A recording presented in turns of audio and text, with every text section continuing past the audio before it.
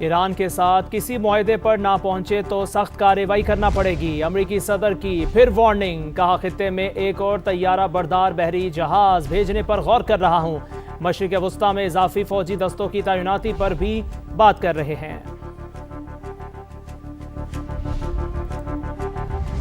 जंगबंदी के बावजूद सेहूनी दहशतगर्दी ना रुक सकी। मुख्तलिफ मकामात पर हमले, बच्चों समेत 8 फ़लस्तीनी शहीद हो गए। जंगबंदी से अब तक 573 फ़लस्तीनी शहीद हो चुके हैं। मगरबी किनारे में भी इसराइली फ़ौज की ज़ालिमाना कार्रवाइयाँ जारी। घर घर छापों के दौरान मज़ीद 30 फ़लस्तीनियों को गिरफ्तार कर लिया।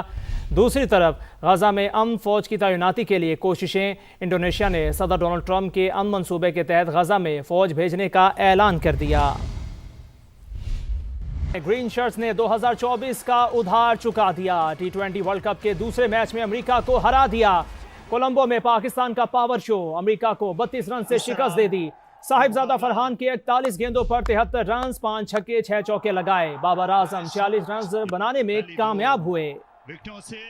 यकीन था हदफ का दिफा कर लेंगे, हमारे बॉलर्स तो 160 रन भी डिफेंड कर सकते हैं। कप्तान सलमान अली आगा की गुफ्तगू, कहा पावर प्ले में बॉलिंग बेहतर करना होगी। दीगर खबरें शामिल करें। दहशतगर्दी के खात्मे के लिए खैबर पख्तूनख्वा और विफाक एक पेज पर आ गए। अमन अमान की सूरत हाल पर होने वाले इजलास में विफाकी वज़ीर दाखिला मोहसिन नकवी, वज़ीर आला KP सुहेल आफरीदी, मुशीर कौमी सलामती और कोर कमांडर पेशावर शरीक हुए। दहशतगर्दी से निमटने के लिए हम आहंगी यकीनी बनाने का अज़म। मलाकन डिवीजन में सूबाई हुकूमत के नज़्मो नस्क को फौरी तौर पर नाफिज करने का फैसला किया गया।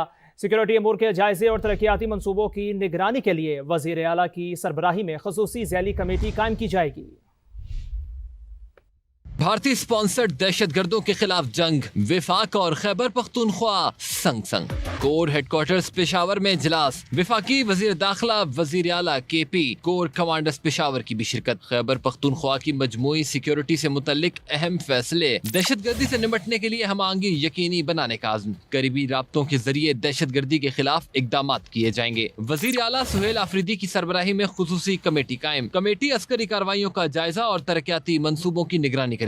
एलामिये के मुताबिक इजलास में नौजवानों के लिए पायदार रोजगार के मौके पैदा करने पर इत्तेफाक। बेघर अफराद के मसाइल के हल के लिए मौसर इंतजाम किए जाएंगे। गैर कानूनी सिम कार्ड्स, धमाका खेज मवाद और भत्ताखोरी जैसी गैर कानूनी सरगर्मियों के खिलाफ सख्त इकदाम जारी रखने का फैसला किया गया। नॉन कस्टम पेड गाड़ियों की मरहला वार प्रोफाइलिंग पर भी तवज्जो दी जाएगी। एलामिये के मुताबिक विफाक और सूबाई हमांगी का ये मॉडल दहशतगर्दी के खिलाफ वाहिद कौमी बयानिए की तश्कील को मजबूत करेगा। इजलास के दौरान दहशतगर्दी के वाकयात में शहीद होने वाले शहरियों और सिक्योरिटी एहलकारों को खिराज अकीदत पेश किया गया। बलोचिस्तान में अमन के लिए हर कदम पर साथ हैं। वजीर आला पंजाब का FC बलोचिस्तान के लिए 10 अरब रुपए देने का ऐलान। मरियम नवाज का कोयटा का दौरा, गवर्नर और वजीर आला बलोचिस्तान से मुलाकात की।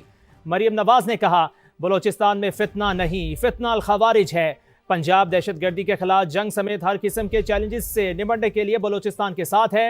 जहां जितनी सपोर्ट दरकार होगी हम देंगे।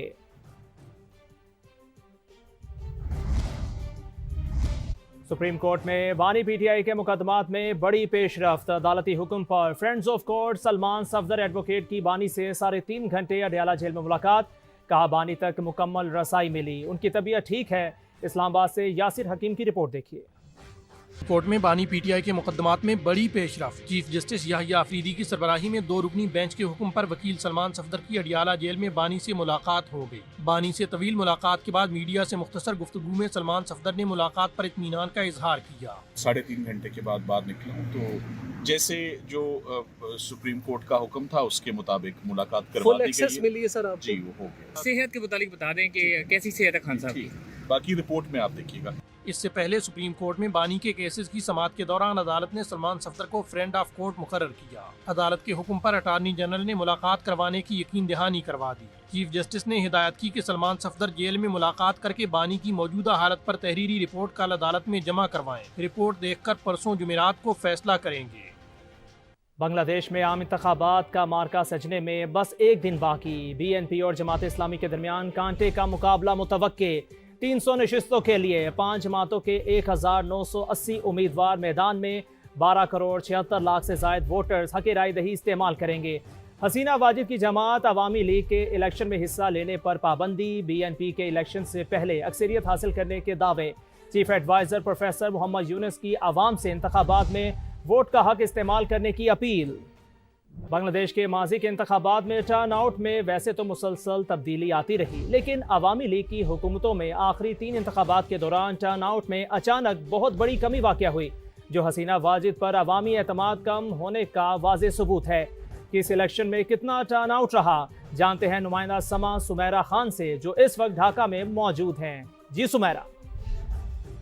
बांग्लादेश के आइंदा आम इंतखाबात में वोटर टर्नआउट कैसा रहेगा, इसका दुरुस्त अंदाज़ा तो हमें नताइज से ही पता चल सकता है, मगर माजी के इंतखाबात पर नज़र डालें तो पता चलता है कि हालात और आवाम की दिलचस्पी ने वोटर टर्नआउट को कई मरतबा मुतासिर किया। कभी ये बहुत बुलंद रहा, कभी सियासी खींचातानी, उतार चढ़ाव हालात की कशीदगी ने इसको कम भी किया।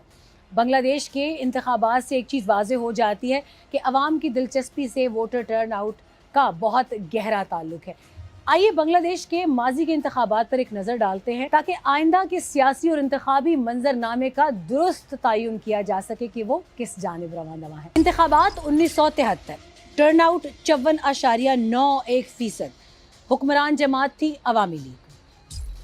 इंतखाबात 1979, टर्नआउट रहा 51.29%, हुक्मरान जमात थी बांग्लादेश नेशनलिस्ट पार्टी। इंतखाबात 1985, टर्नआउट रहा 61.10%, हुक्मरान जमात थी जातिया पार्टी। इंतखाबात 1988, टर्नआउट रहा 52%, हुक्मरान जमात जातिया पार्टी। इंतखाबात 1991, टर्नआउट रहा 55.45%, हुक्मरान जमात थी एक मरतबा फिर बांग्लादेश नेशनलिस्ट पार्टी। इंतखाबात 1996, टर्नआउट रहा 75.60%। अमेजिंग, हुक्मरान जमात थी अवामी लीग, एक मरतबा फिर टर्नआउट बहुत बेहतर रहा। इंतखाबात 2001, हुक्मरान जमात थी बांग्लादेश नेशनलिस्ट पार्टी, और यकीन करें टर्नआउट बहुत ही अमेजिंग 74.97%। इंतखाबात 2008, टर्नआउट रहा 87.13%, ह्यूज, हुक्मरान जमात अवामी लीग। इंतखाबात 2014, टर्नआउट रहा एकदम से 39.58%, बहुत बड़ा गैप, हुक्मरान जमात अवामी लीग। समझ से बाहर है कि इतना बड़ा डिफरेंस क्यों, मगर 2024 के प्रोटेस्ट को देखकर वाज़े होता है कि टर्नआउट का ये फ़र्क क्यों रहा होगा। इंतखाबात 2024, टर्नआउट 28%, हुक्मरान जमात अवामी लीग। आखिरी 3 इलेक्शंस का अगर तकाबली जायज़ा आप करें तो आपको नज़र आ जाएगा कि अवाम की शमूलियत किस तरीके से वोटर टर्नआउट पर असरअंदाज होती रही। इंतखाबात में क्या रुझान सामने आता है, नताइज देखकर ही उसका तयन किया जा सकता है, मगर ये वक्त ही बताएगा। ताहम एक बात वाज़े है कि अवाम की शिरकत किसी भी इलेक्शन को, किसी भी जमहूरी अमल को जिला बख्शने के लिए बहुत ज़रूरी है। के बाद इंतखाब, हसीना वाजिद के धड़न तख्ते के बाद बांग्लादेश में नए हुक्मरान का चुनाव 12 फरवरी को होगा। 350 रुकनी पार्लियामेंट में 300 नशिस्तों पर बराह रास्त इंतखाबात होंगे।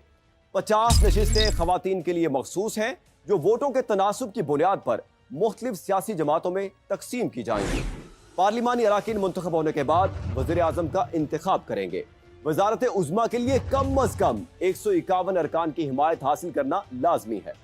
इस वक्त बांग्लादेश नेशनलिस्ट पार्टी सबसे तगड़ी जमात है, जिसके 288 उम्मीदवार इलेक्शन लड़ रहे हैं, जबकि दीगर 9 जमातें BNP के साथ इंतखाबी इत्तेहाद में शामिल हैं।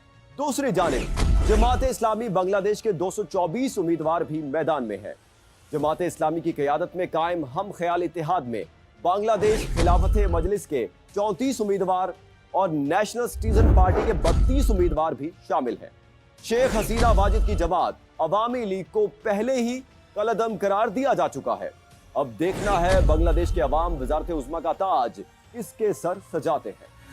लाहौर में सर्द हवाएं दाखिल होने को तैयार। मरी गलियात में बर्फबारी के बाद मगरबी हवाएं लाहौर में दाखिल होंगी।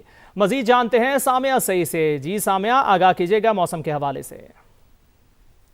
महकमा मौसमियात के मुताबिक आज सुबह मरी गिलियात और मुख्तलिफ मकामात पर बर्फ़बारी हुई है, जिसकी वजह से लाहौर में मगरबी हवाओं ने रुख कर लिया है। ये सर्द हवाएं मरी और गिलियात की जानिब से लाहौर में दाखिल हो रही हैं। इस वक्त तो लाहौर का मौसम इंतहाई खुशगवार है, जबकि कम से कम दर्जा हरारत भी 11 सेंटीग्रेड तक रिकॉर्ड किया गया है और ज़्यादा से ज़्यादा 22 डिग्री सेंटीग्रेड तक रिकॉर्ड किया गया है। पर वहीं पर मगरबी हवाएँ यानी सर्द हवाएँ जैसे ही लाहौर में दाखिल होंगी तो दर्जा हरारत में मामूली सी कमी भी जो है वो नुमाया होगी।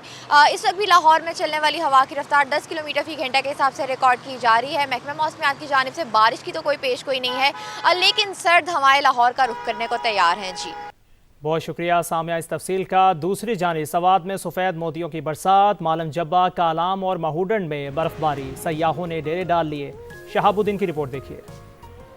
हुस्न की वादी सवात में सफेद मोतियों की बरसात, हर सू सफेदी ने जलवे बिखेर दिए। खूबसूरत मौसम में मुल्क भर से बड़ी तादाद में सयाह मालम जब्बा पहुंच गए। स्नो थे, पहाड़ थे, एंजॉय तो बहुत किया। मौसम बहुत अच्छा है और काफी ज्यादा जो है वो एंजॉयमेंट है। वादी कालाम, गबीन जब्बा, मयांदम वैली और दीगर बालाई इलाकों में भी बर्फबारी, हर तरफ सफेदी फैल गई। हम गुजरांवाला से आए हैं जी एंजॉय कर रहे हैं। अभी हम मालम जब्बा के लिए निकलने लगे हैं तो बहुत मजा आ रहा है। इंतजामिया की सयाहों को स्नो चेन के बगैर सफर से गुरेज और एहतियाती तदाबीर इख्तियार करने की हिदायत। महकमा मौसमियात के मुताबिक आइंदा 24 घंटों के दौरान बालाई इलाकों में मजीद बर्फबारी जबकि मैदानी इलाकों में बारिश का इम्कान है। कैमरामैन फरजंद अली के साथ सैयद शहाबुद्दीन, समा सवात। सर्दी का तोड़ और बलूचिस्तान की खास खुराक लांदी के सब दीवाने, मगर रिवायती अंदाज में कोयले पर तैयार की जाने वाली चैन की लांदी ने दिल जीत लिए। नूरुल आरिफीन की रिपोर्ट।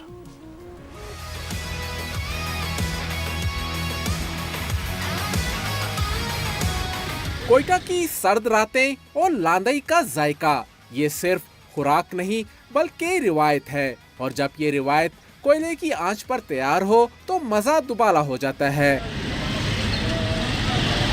यहाँ के लोगों की पसंदीदा और सर्दी दूर करने वाली खास खुराक लांदई अब कोयटा के होटलों में भी रिवायती अंदाज में तैयार की जाती है। हम पठान लोग लांदी के शौकीन भी है और सर्दियों के मौसम में लांदी का शोरबा खासकर बड़ा मजेदार होता है। होटल मालिक का कहना है चैन की लांदई यहाँ के फूड लवर्स में बेहद मकबूल है।